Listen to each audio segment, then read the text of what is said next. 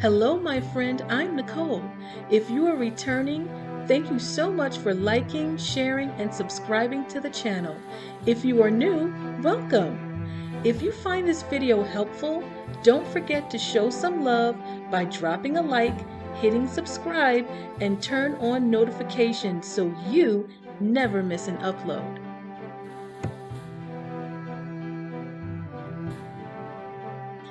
Hello, boys and girls. Today's story is titled, That's What Leprechauns Do, authored by Eve Bunting, illustrated by Emily Arnold McCulley.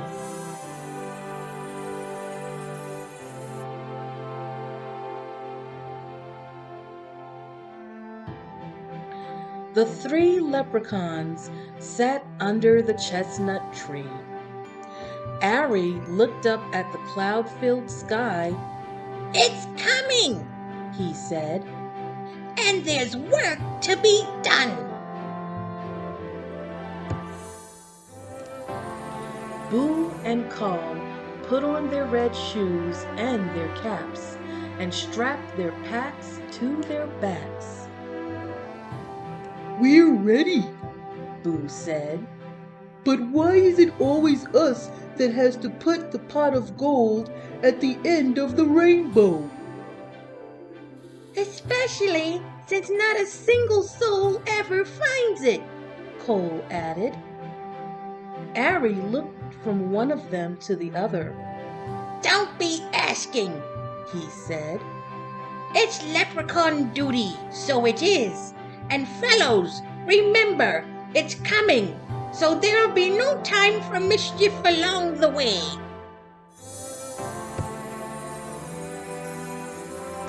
They walked in line, the one in front of the other one behind. No mischief! No mischief! "No mischief!" No mischief along the way, they chanted.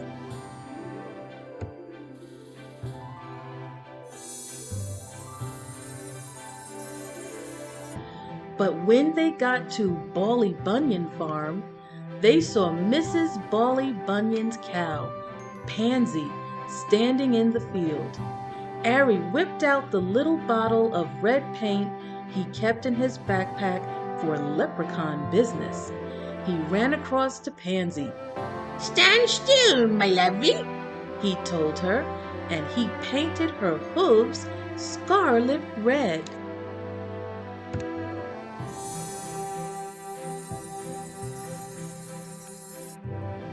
Pansy looked down. "Pretty," she said. "Imagine Mrs. Bawley Bunyan's face when she comes to milk you," Ari shouted. He and Boo and Call rolled over and over in the grass, laughing.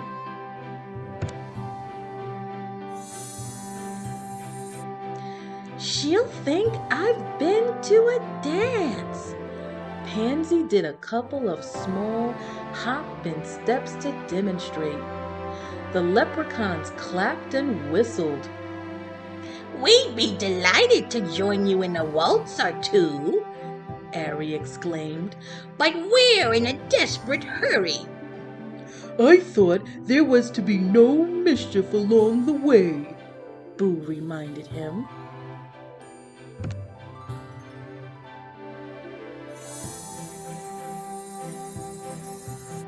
"Oh, sure, but I couldn't help myself.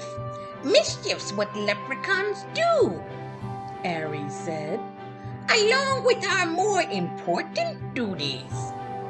He glanced up at the tatters of clouds in the sky. "And we'd better not delay, for we've delayed enough already." But as they were passing old Jamie Bradley's house, they saw Jamie's gray woolen long john spread out to dry on his hawthorn hedge.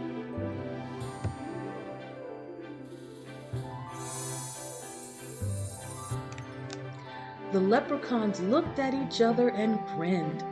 Quick as a cat pounce, they ran across to the hedge and stood one on top of the other and the other on top of him. Ari reached up and tied the two long John legs together in a tight knot. They almost fell off each other. They laughed so hard. It would be great all together to stay and watch old Jamie try putting his legs into those, Boo said. But it will be a month of Sundays before they're dry, and we've no time to waste.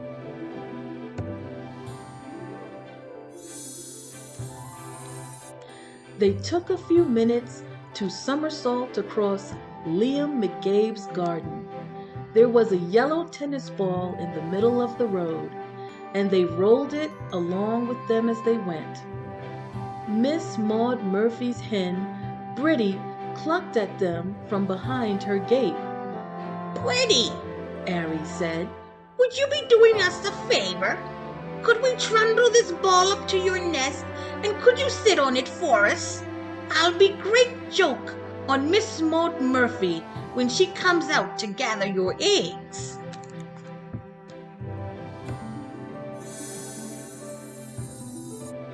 Britty put her head to one side.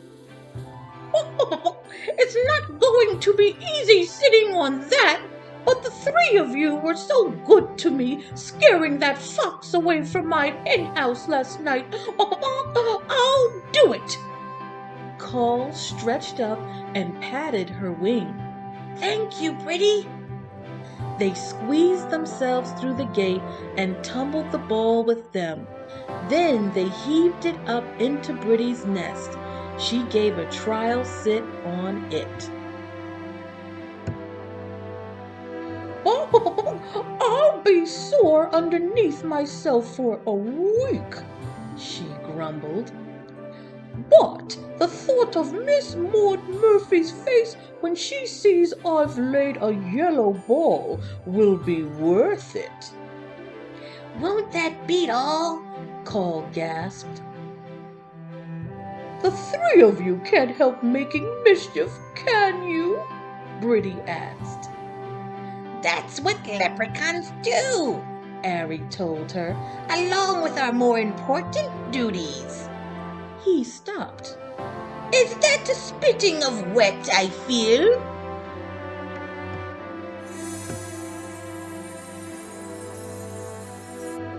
"'Tis," Boo stared up at the sky, where the sun was flickering through heavy clouds. A thin, cool rain had started to fall. Hurry, hurry, Ari ordered. It's come, we can't be late. They pulled their green slickers from their backpacks and settled their caps low to their ears.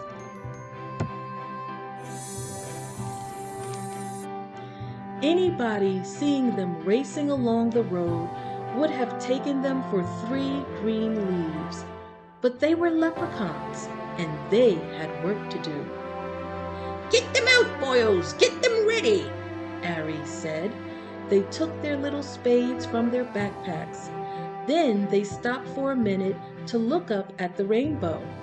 Blue and green and yellow and pink.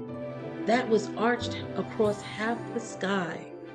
There it is, Ari said with satisfaction. Come on. They dashed across Pattywhacker's bog, found the place there where they kept the pot of gold, buried for just such a rainbow occasion, and dug it up. Ari stood in the middle of the bog. Here, he said. The 3 of them placed the pot of glittering gold in just the right spot and watched the rainbow curve itself all the way down till it ended on top of the pot.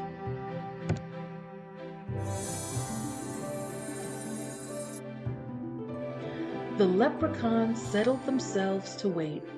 They tootled some grass stalk music, threw raindrops at each other, and ate the rose hips they brought for snacks. They waited long, but nobody came. Once again, nobody came. You'd think somebody would find it. Cole complained. Somebody will, someday, Ari said. Maybe we should put up a sign. Boo suggested. Pot of gold, this way. No, Ari said. that's not how it's done. There's a bit of magic to the finding, and a bit of luck, and a bit of imagination too. That gold's waiting for just the right person.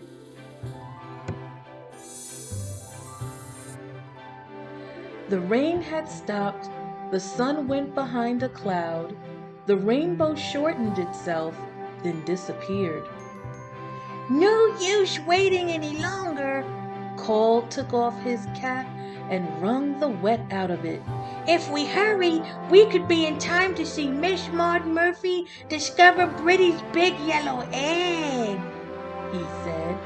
Boo laughed. Won't that be the great thing to see? All right then, Ari said. we'll put a rush on this. They buried the pot again in its usual place. Ari patted the smoothed down bog dirt.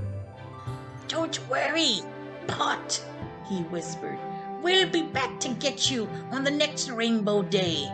Now we're off again to see what new mischief we can find, for besides our important duties, that's what leprechauns do.